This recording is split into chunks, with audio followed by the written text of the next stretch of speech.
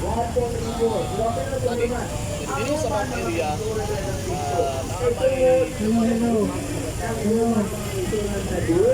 Hello, hello.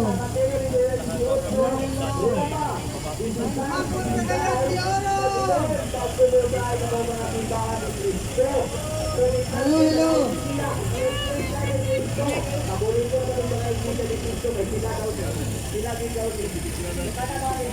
Hello, hello. Sound check. Hello, hello. Sound check. awat sa tower.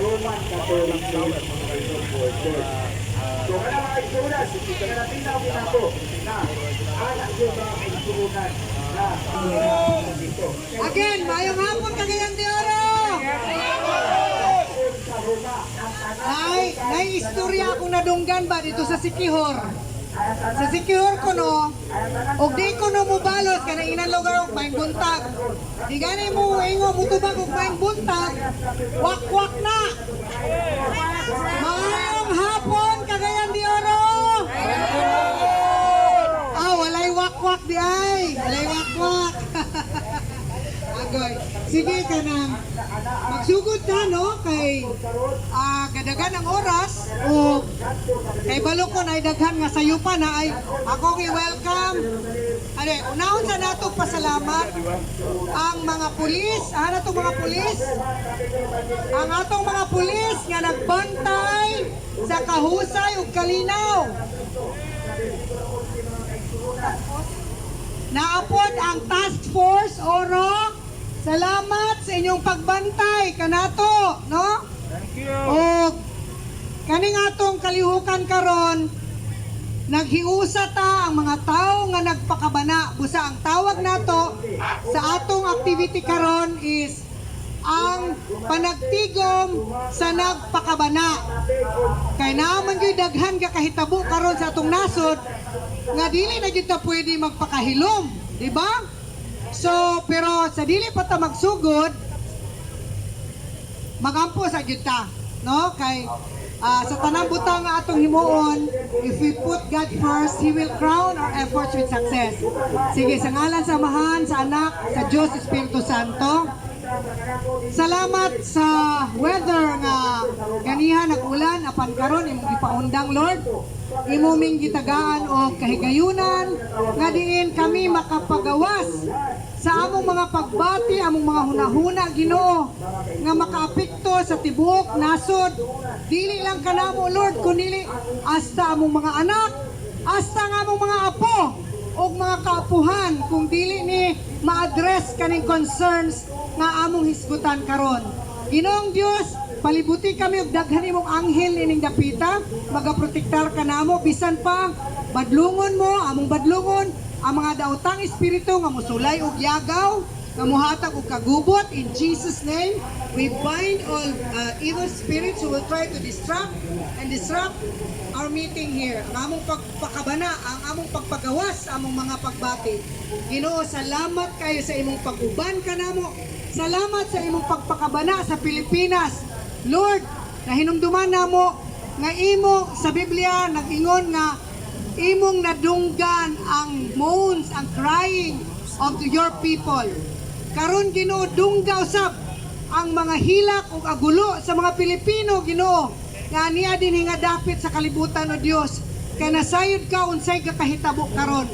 Lord, pahinumduman ka namo nga kamera ang nasod sa Asia, sa Southeast Asia, nga niabri sa mga pirtahan namo sa panahon ni President Quezon. During the diaspora, you welcome ang mga Israelita dinhi sa among nasod, Lord. Mo gani na nga libre, wala may visa kung adto mig Israel. Mga Ginoo, padumduman namo ka Lord sa mga hari sa karaang tugon nga gapadumdum kanimo sa ilang mga nangabuhat and you answer their prayers. Mao nga this afternoon, Lord, among mga pagampo kanimo tabangi ang Pilipinas. Have mercy upon us, Lord. Lord, we pray nga ang kanang wickedness will leave, O God. Salamat kay Ginoo, in Jesus name we pray. Amen. Ako mo dito muna, no? Kanang pangutana diha sa isa sa atong, ako yung mag-unang speaker, kaya ako naman ginagawid dire. Kanang silent martial law na ba? Pangutana karon, nag-martial law na ba ta? Nganong nakapangutana man ta kung nag-martial law na ba? Nasayod man siguro tang tanan unsay nahitabo the past many days in Manila. Usa ka abogado nga giimbitar sa Quadcom para nga resource person. Gi-contempt, ibutang ta katungod pa nila ang pataw sa penalty nga contempt kay wala sila nahimuot sa tubag. Ibutang ta, granting but not admitting that it was okay. Pero, por Diyos y por Santo, ngano man na there was this order to commit Attorney Zulaika Lopez to the Women's Correctional. Kadyo lang, di ba nakabutang man sa atong Constitution na diha nakalatid atong constitutional rights. Among them is the right the right of every person not to be deprived of life, liberty, kagawasan, and property without due process of law. Due process ba? Ang usa ka resource person, iimbitar ka lang para nga makahatag og additional information kay kunuhay in aid of legislation. Doon na sila'y plano nga buhaton nga balaod. Kaya mo man ay trabaho no, sa lower house, sa Congress o sa Senate. Nga ano man yung taon nga ang tao nga imong giimbitar, i-contempt na nimo, o pwede pa, butang ta, na contempt, kay naiyang gibuhat nga di maayo, butang ta. Although I still beg to disagree and digress from that, no? Nga ano man yung taon, nag-orderan man nga ipabalhin sa Women's Correctional. Nasayad ba mo mga igsoon kinsay dapat isulod sa Women's Correctional? Katurang mga babay, Women's Correctional, no? Ang mga babay ra nga either convicted of a crime or a case has been filed against them ug nakit-an sa prosecutor or fiscal na dunay prima facie case or there is a possibility nga tinuod iya yung nahimo nga crime. Karon, asa ang duha si Attorney Zulaika Lopez? Asa siya karon? Si Attorney Zulaika Lopez is the Chief of Staff ni Vice President Sara Duterte. So makaingon ta nga na siya power. Kay dako siya nga opisyal sa second highest official of the land. Kung mabuhat man na sa iya nga naa siya power, naa siya sa taas nga posisyon, unsa na lang ikaw, unsa ako, nga mga wala tay nahot, anytime nga masuko sa ato ang naa sa power, pwede tang ipakomit sa Women's Correctional. Kadyot lang, maunang nakapangutaan ako, silent martial law na ba? Kung dinhira ko, madugang na po niya kung nakamanggaling. Ang next speaker, that? Yes, Sir Vince, second speaker.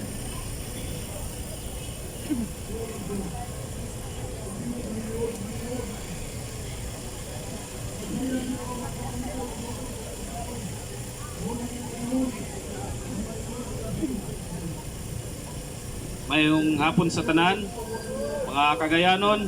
Ayong hapon! Ang akong Northern Mindanao o ang akong topic karon is about PhilHealth.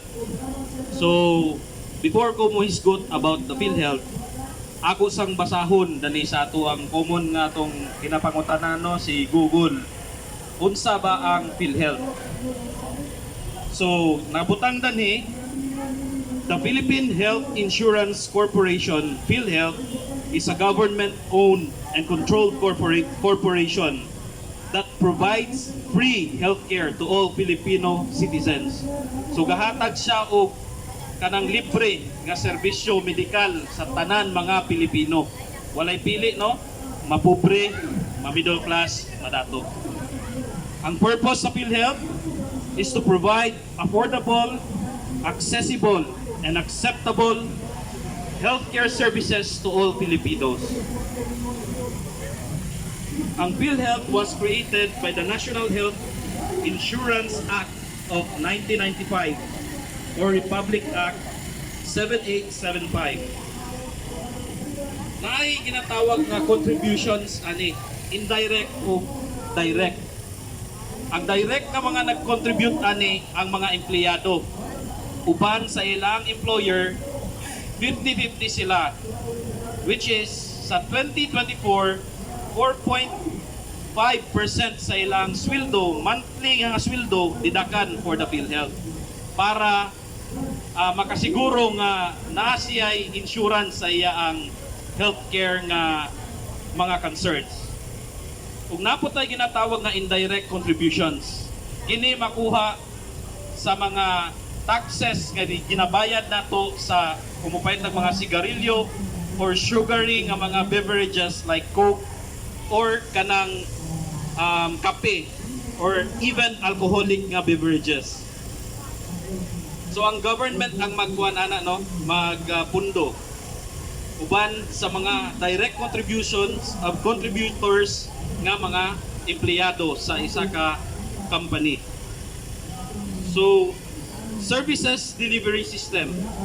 PhilHealth service delivery system includes both public and private centers. All in-network hospitals and day surgery centers must be licensed by the DOH. Ang vision statement sa ato ang PhilHealth statement is bawat Pilipino bawat miyembro protektado, kalusugan ng lahat sigurado. So mao ni siya ang basic nga atong madunggan about PhilHealth. So karon na-issue ang ato ang PhilHealth. Nakadungog na bataan ang pag-transfer sa ato ang PhilHealth funds padulong dito sa atong National Treasury. So unsa may implication ani? Ang implication ani is wala pa man gani na baryan o daghan pa gani nga mga hospitals wala na bayaran sa ilang mga claims and reimbursement. Tapos ila pa hinuong gibalik sa National Treasury ang kwarta or funds. Di ba?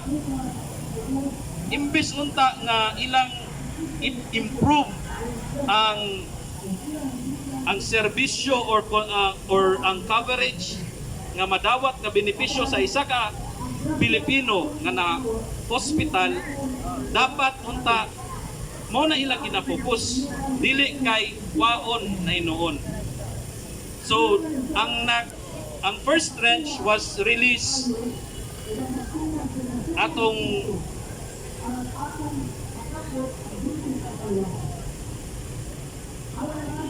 first tranche was released on May 10, 20 billion. August 21, second tranche, 10 billion. October 16, third tranche, which is 30 billion. So 60 billion na ang total nga nahatag or na-transfer nato dito sa atong National Treasury.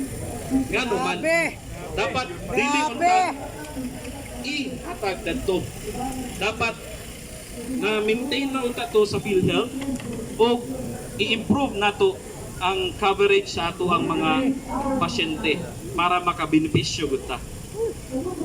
Tapos atong October 29 na ay TRO nga gipagawas sa Supreme Court para i-hold ang remaining nga amount which is 29.9 billion nga dapat unta i-release sa March 26 of next year.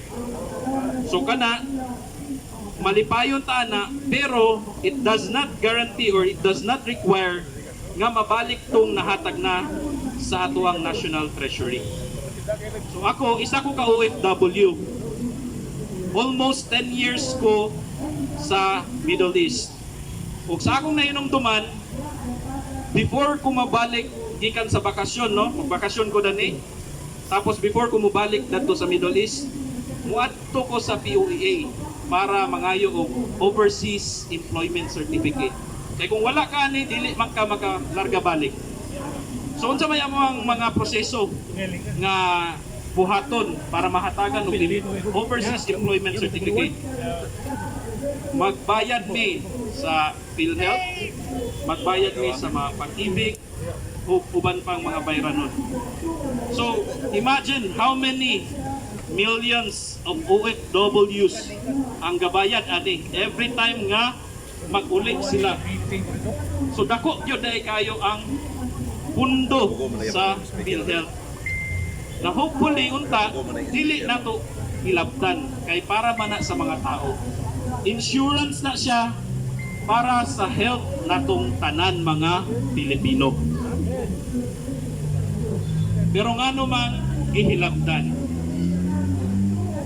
So sa karon kana lang sa ako ang may istorya about sa PhilHealth o napakoy uban nga kauban nga gustong istorya about ani nga tayo. Daghang salamat ug mayong hapon sa tanan. Salamat, Sir Vince. So, dapat atong ignon, ayaw hilapti ang atong PhilHealth, JSIS, and SSS. So, our next speaker, atong tawago si Ma'am Tata. Ikat pa rin sa Marawi. So, Ma'am Tata. Essential for the enjoyment by all the people of the blessings of democracy. Ngayon po, anong nangyayari sa bansa natin? Nandun sa Kongreso, yung Quadcom, tinitira nila ang Vice President natin na si Sara Duterte because she is fighting for the welfare of the Filipino people. Siya po, nagpa-fight siya. She is the woman. The last man standing for the Filipino people is a woman. And she is VP Sara Duterte. Kung hindi po na pinaglalaban ang karapatan natin, sino ang maglalaban sa ngayon? Wala na po tayo. Yung mga PhilHealth natin, sino ang magbabayad in the future? Ang magbabayad ay ang mga kabataan na hindi sila ang kumakain, kundi ang mga mandurugas sa Quadcom, sa Congress. So ngayon po, sino po ang maglalaban ngayon? Sino ang makikipaglaban po? Tayo lang po na nandito na mga taong bayan. Kami po, ako bilang Muslim.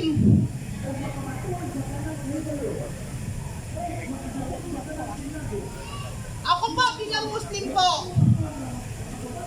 Kami po, gusto namin po peace and order. Sana man po, tigilan nila ang babae na pinaglalaban niya ang karapatan ng bawat Pilipino. Please lang po. Tama na po. Dapat po doon tayo sa isang taong pinaglalaban niya ang karapatan ng bawat Pilipino. Maraming salamat po. Thank you, Ma'am Tata. So, Nga mahiagom ang Pilipinas sa usa ka gera nga dili nato kagustuhan. Kita nasayod karon sa under sa EDCA. Aduna na kitay supra sa napulo ka US base o US military facilities diri sa Pilipinas. Ang usa karon na naa sa Lumbia o basig natingala mo karon ang Lumbia, no, makita nimo ang iyang pader na mura na katong Great Wall of China kay taas kayo, solido nga mga bato, makapangutanan ng lantang unsa man diha, unsa ang naa sa susulod. Wala ta masyado kung sa nasa sulod, naabay missile diha, naabay unsa nga klase nga bomba tungod kay ilang man kana sa US. Tungod kay ilang man na ang atong soberanya nawala. Mo kanang kuyaw. Kani nga awal sa Amerikano o sa China, wala man tay labot ini. Nganong gilakip man ta sa Amerikano. Ang ngayon ba kita magpakamatay sa Amerikano o sa ilang interes? Dili ta angay magpakamatay nila. Pero ang Amerikano wise kayo, ilan na mangita na sila senaryo nga magubot para naay mo lupad nga missile diri sa Lumbia paingon sa China. Kung may tabo galing na luoy ka diri sa Cagayan de Oro, kaya ang balo sa anak usa lang, nuclear. ug kita diri sa Cagayan de Oro matunaw. Kana nga butanga kinala aware ta ana, aware mo ana. Karon bago lang nana po sila plano nga magputa og double base diya sa PBDIC. Nada additional kana nga kakuyaw. Ang kakuyaw po para sa mga taga-Taguluan o taga-Villanueva kay kung naay may tabo sama sa lumbia, matunaw gyapon sila dito. Na usa na akong pangutana, angay ba kita magpakamatay para sa Amerikano? Daghang salamat. Article 3, Bill of Rights, Section 4, the Philippine Constitution. No law shall be passed abridging the freedom of speech and of assembly. Mao kanang gihimo nato karon mga kaigsunan. Gigarantiya sa atong batakang balaod, the 1987 Constitution. Mayong hapon sa akong pagtahod, lawas og kalag niining mga tawo nga nadinhi og kadtong di makita, mga anghel santos, mga martir ug martir sa atong nasod nga mga bayani sama ni Gap Andres Bonifacio Jose Rizal Gigo Silang si Katuna Lapu-Lapu Dagohoy nga mga balaan nga mga hero kita dinay bisan ulan hero singgit kitang tanan hero bayani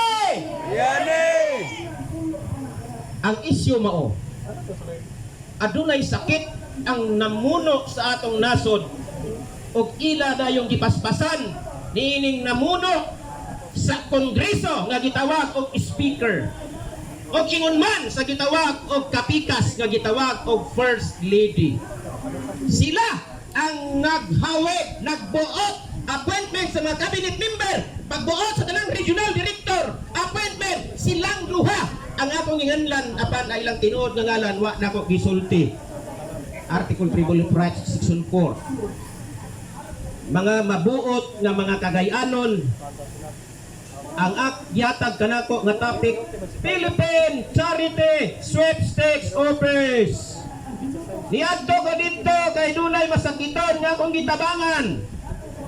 Dili na para lokal mga bill gihapon sa negosyo sa legal nga sugal aron mugorot ang ilang kaugalingon apan ang PCSO mga kabos, mga pobre, mga naglisod nga dunay mga masakitan sa ospital. Ayaw na mo pagdahon kay wa gid mo'y madaw-daw pagbalik ninyo. Kay ako mismo eksperyensyado ni ana. Ang murag niloy kayo kay ibis ang sakit ay sa ospital na admit ay mga abstract ay mga medical certificate dili na ka magdadawat tungod kay gimaninyo ang hikabok nga balita sa Bilabay. Ila ng tao ang gipadaog sa luto nagbalik-balik takyat munang luoy kaayo karon ang PCSO wala nay kita kung unsa man gani ang pagsalig sa namunuan mao say pagsalig niining PCSO nga mauntay katasan sa mga pobre nga mga ospital apan lagi motulo na lang luha kay nang hearing ko sa kabarangayan suko kaayo sa inyong administrasyon karon tungod kay wa mo magtarong una sa tanan. Mayon tagkapitan lang, matintikitin naman eh. May tagkapitan lang or mayor ang nagsakit. Unsa nga sakit? Unsa nga sakit? Tinuyuan nga sakit. Kaning hindi ba? Kanang hindi ba? Taytok. Makatanaw lang. May untak kapitan lang ang nagsakit ni ana or mayor. Presidente ka sa Pilipinas! Tabun-tabunan kayo ng isyo. Tabun-tabunan. Nasa isa ka buhaya, at tinigli sa buhaya, krokodil. Yan. Suharay nagtabon-sabot sa kongreso, ang chairman sa appropriation, ng kaning contractor, na congressman, o kaning gitawag, o speaker, letter D. Sabi niyo, speaker, D.